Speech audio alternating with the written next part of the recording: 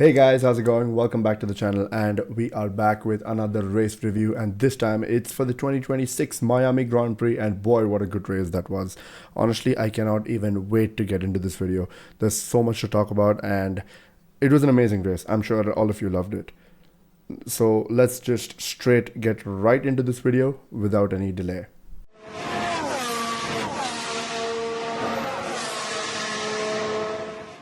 Firstly, let's talk about the track, because I think we as F1 fans need to apologize to the Miami Grand Prix as a track, because in the last few years it has gotten so much hate for being an American track, but I feel like it has given us some of the best races as well. In 2022, when it first started, it gave us a good race. In 2023, we had a really good Max Verstappen show at the 2023 Miami Grand Prix, and in 2024 we got Lando Norris's first win with some safety car drama and Max Verstappen and Lando Norris fight.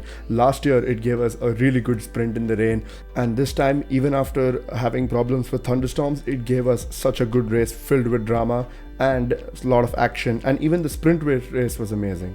And I really hope that after this year's Miami Grand Prix, this track is not gonna get as much hate as it used to before.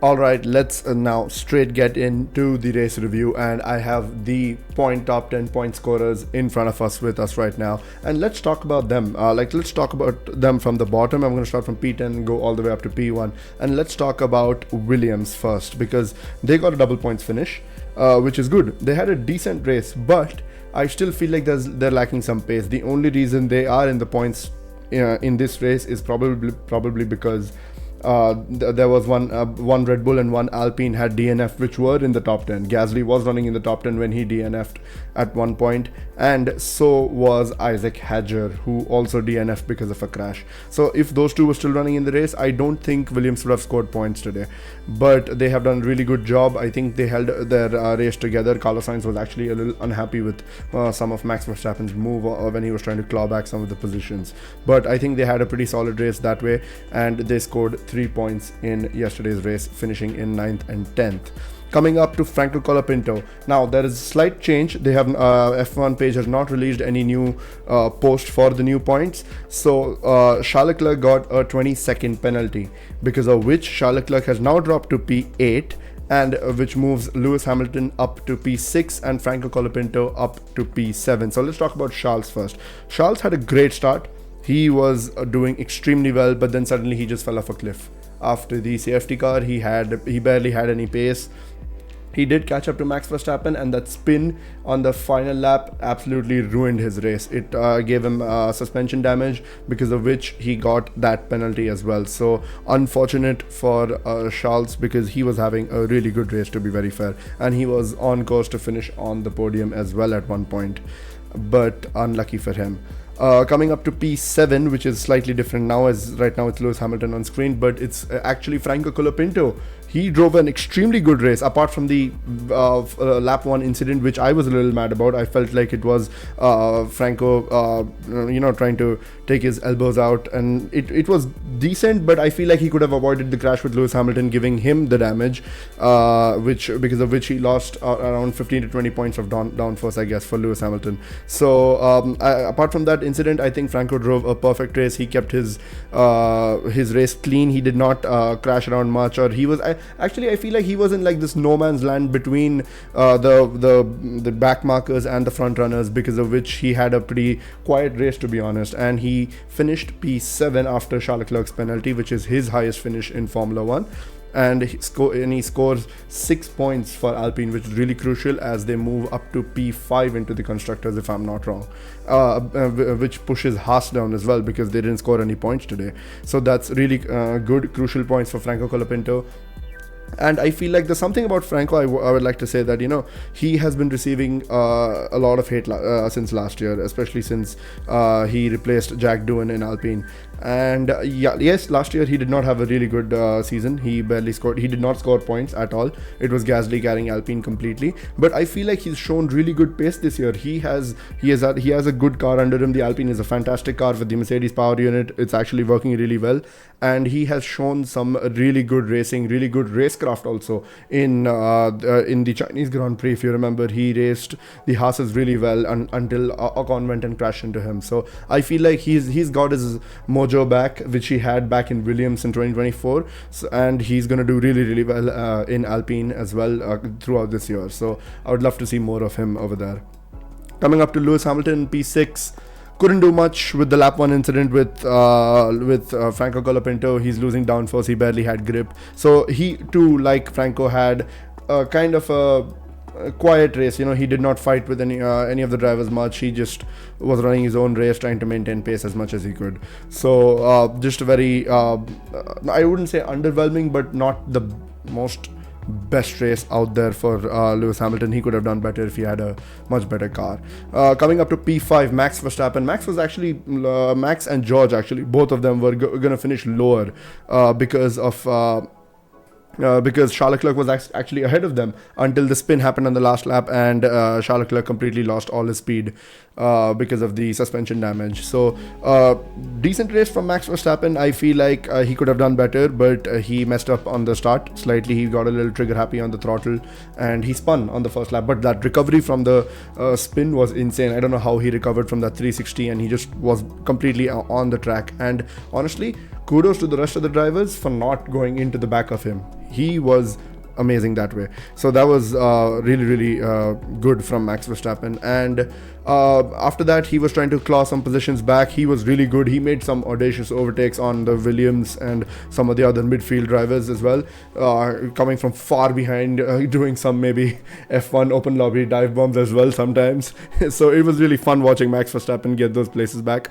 I think he did a really good job getting those places back, but Red Bull should have done something more with his strategy. Actually, I feel like he should have pitted when Lando Norris or Kimi Antonelli took the lead again after their round of pit stops, and he could have actually scored better. He could have actually gotten more points. Maybe he could have finished in the podium as well.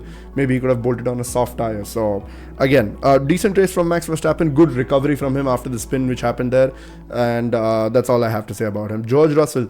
Honestly, George has fallen off the pace suddenly, especially this weekend compared to Kimi Antonelli, because he was nowhere in the sprint qualifying, and he was nowhere in the sprint race either. He was just running a very mediocre race, to be honest, and throughout the entire time, and he was having a hard time just keeping up. And I feel like he had some problems as well going with his car, so I don't know what happened there with him. And but honestly, P4 is really decent given how his entire pace has been this weekend, which is good. Now let's talk about McLaren, since both of them are together in P2 and P3.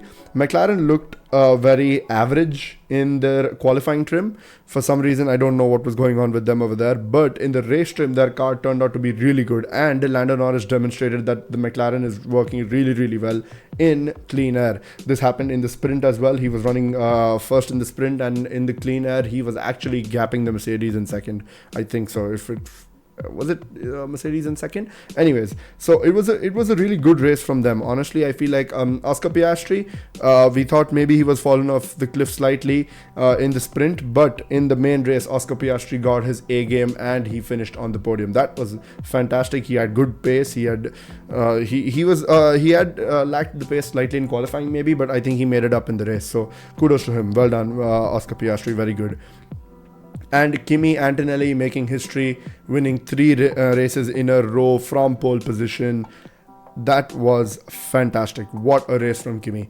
I think he kept it calm, mostly because I feel like he was having problems as well. As he was on the radio with Bono a couple of times, he was facing problems as well, but he did a really, really good job managing those problems and just keeping himself calm and collected at all times, fighting with Lando Norris as well, and even Charles Leclerc at one point when Charles Leclerc was leading. So I think he did a really good job that way. He was more mature this time. I feel like he's slowly getting better and better as we go through these races, and I feel like he is going to do really, really well in the coming races as well. So it's 3 out of 3 for Kimi Antonelli, and Mercedes take the 4th win of this season, which is absolutely insane. Will anyone be able to beat Mercedes? I honestly feel like they will, because now we can see that a lot of the other teams have actually gotten their pace back. Red Bull have actually shown that they are slightly more competitive now. Ferrari were competitive before as well. Now they've got some more pace in them as well. McLaren have come back into the fight as well. So we have a pretty open championship now. Even though Kimi has gotten 3 wins and Mercedes have gotten 4, I still feel like there is an open championship on the line, because it's just 4 races out of 22 now that 2 races haven't happened. It's just sorry, it's just 24 races out of 22 over. We still have 18 more Grand Prix left, so I feel like there's still a lot of scope for the teams to improve. Like Mercedes is going to bring a huge upgrade package in Canada, I believe. McLaren is bringing one in Canada and in Monaco as well. So these upgrades are going to be really crucial for both these teams to, you know, get their pace back. And I think all 4 of the top teams have done a fantastic job bringing upgrades right now in Miami, because that has shown a lot of difference in the results. The results for Mercedes were not easy. They were still fighting throughout.